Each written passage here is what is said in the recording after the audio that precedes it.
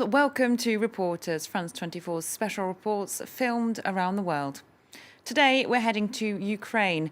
Ever since conflict broke out in the spring of 2014, thousands of people have gone missing, kidnapped, abducted, or caught up in the fighting. No one knows for sure their fate, nor how many people exactly have disappeared. Such is the nature of the conflict in eastern Ukraine, a region with several armed groups still at large and extremely difficult to access. Making matters harder, officials in Ukraine have been accused of indifference and dragging their feet as families of those missing try desperately to track them down. Marine Courtade reports now from Ukraine. Elena's only son, Sergei, disappeared 4 months ago, outside their home in eastern Ukraine. She now spends most of her time knocking on official doors. Today, she's at the prosecutor's office in Donetsk. Please be kind. Do something. Help me. I want to find my son. I don't want anything else. I've been banging my head against a wall for 120 days. I can't do anything else. Be reasonable. Come on Tuesday or Thursday and we can listen to your request then and it'll be attended to. We help on principle. Everyone tells me that. Everyone. Believe me, I've made 18 requests and there's been no reaction. Imagine, I've already written 18 requests, as many pages as that book War and Peace. Elena heads back to her empty home, her peace shattered by the sound of shells falling a few hundred meters from the house. So where are you off to? It can still fly. Elena's son, a civilian, was taken by separatist forces for no apparent reason. Ever since Sergei was kidnapped, she's been receiving threatening calls. 1 month after disappearance, they called on my telephone. The person said they were called Abdur Alman. He demanded a ransom for my son. I tried to negotiate at the start and told them that I wanted to hear the voice of my son. It didn't help. I was threatened. They told me they would cut off his arms, his legs, his head and his ears and put them in little boxes to send to me. We tried begging and it didn't help. We made the payment and it ended just like that. I don't know what to do anymore and what I'm going to do. The only solution would be to take a jerry can of petrol, go to a public place and set fire to myself. Elena has fought the past 4 long months alone. More recently, she's been able to count on the support of Anna and her association. Hello? I haven't called you in ages. How are you feeling?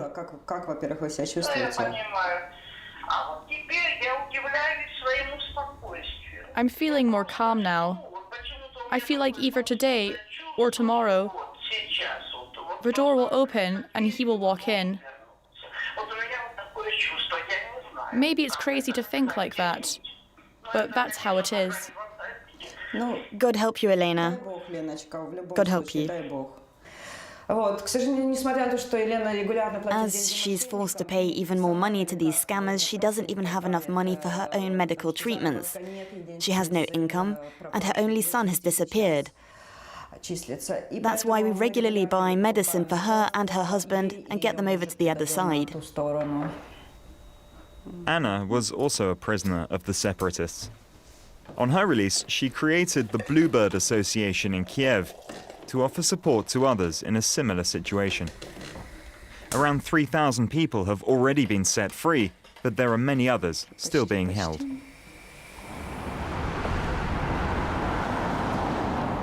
This evening, Anna is heading out to celebrate the freedom of Masha, who spent 14 months imprisoned by the separatists.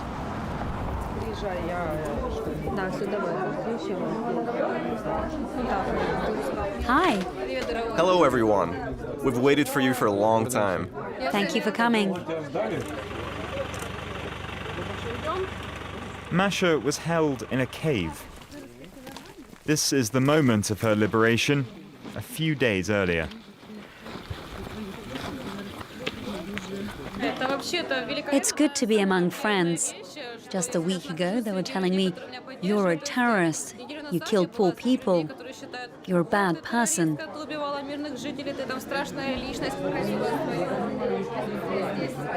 Masha was arrested after publishing 2 photos on Facebook showing her support for the Ukrainian ultra-nationalist group Prayi Sektor. Switch off the music, please. How many kilos did you lose? So, what's the secret to your weight loss? I recommend the Luhansk caves, the most effective place to lose weight. Laughter helped Masha cope with life after her 14-month ordeal. Another former hostage, Sergei, uses drawing as his therapy.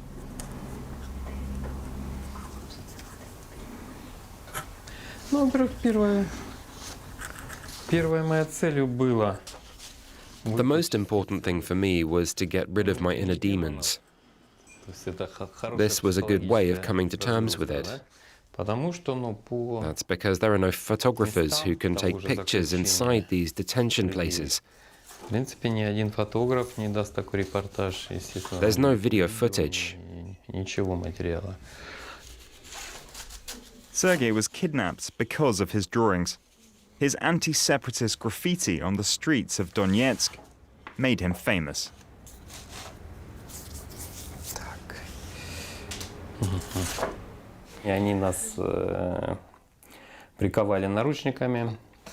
They handcuffed us to each other for 10 days at a time. We were like Siamese twins. When your body has disintegrated, your ribs broken, when they've already said they're going to kill you, when you've already been through a mock execution, they wake you in the night, take you to a courtyard, and throw you in the back of a car. Some people say your life flashes before your eyes or something like that. But I just thought the wall in front of me would be covered in bits of my brain. That's it. Many of these former prisoners have fled their homes to find safety in Kiev. A few days later, we go to find Masha. Anna has invited her to stay with her, and she has radically changed her appearance.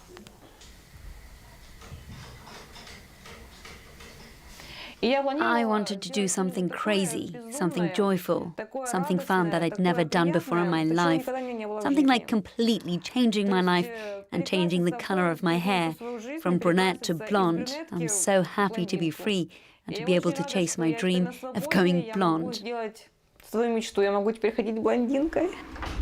Even though she's free, Masha says she still faces difficulties. When I was there, I always dreamed that I was free. And now that I am, I've started to have dreams that I'm still there, where I'm imprisoned, where I have limited movement. I get cold sweats. I dream about all that. I find myself back there.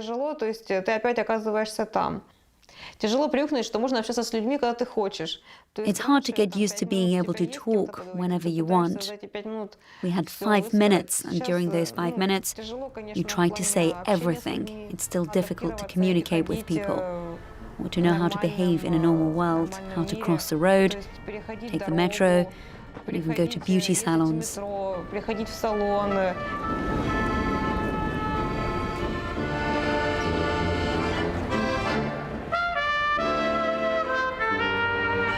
ID can be a major problem.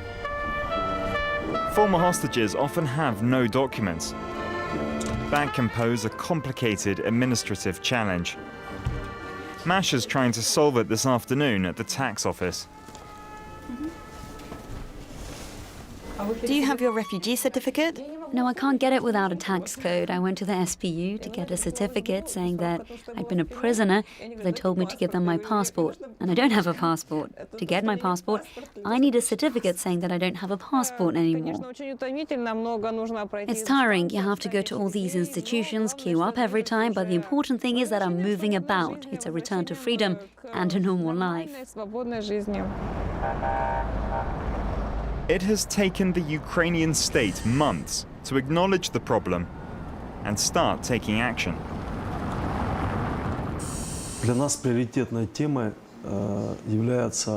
The priority for us right now is to see the return of the remaining hostages and continue the search for the missing. We have found and freed 3,015 people to date. More than 128 people are considered hostages, and there are more than 692 people considered missing. Not far from the conflict zones, where Ukrainian troops are battling separatist forces, the search for the missing, living or dead, continues. This morgue, 400 kilometers from Kiev, takes in a stream of bodies. This morning, it's 2 Ukrainian soldiers. Could you put him over there right away to start the test? Move it. We're going to put him in the hall.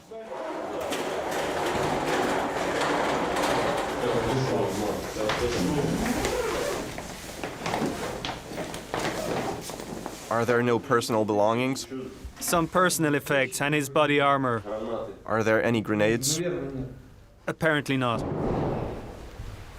Autopsies often reveal who a corpse is.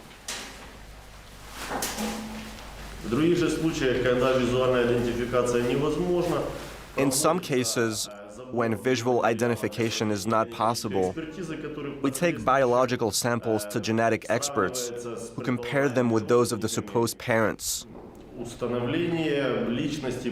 Establishing someone's identification or finding their name is my first goal. It's very important to me.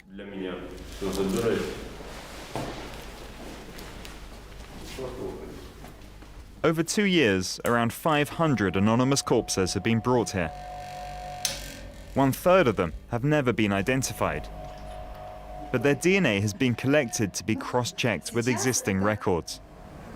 The Ukrainian state also sends inspectors close to the conflict zones to get information on anonymous mass graves.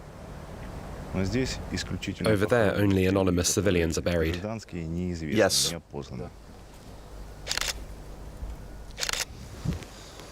Mihailo is an inspector, acting on behalf of the medical examiner of the closest city.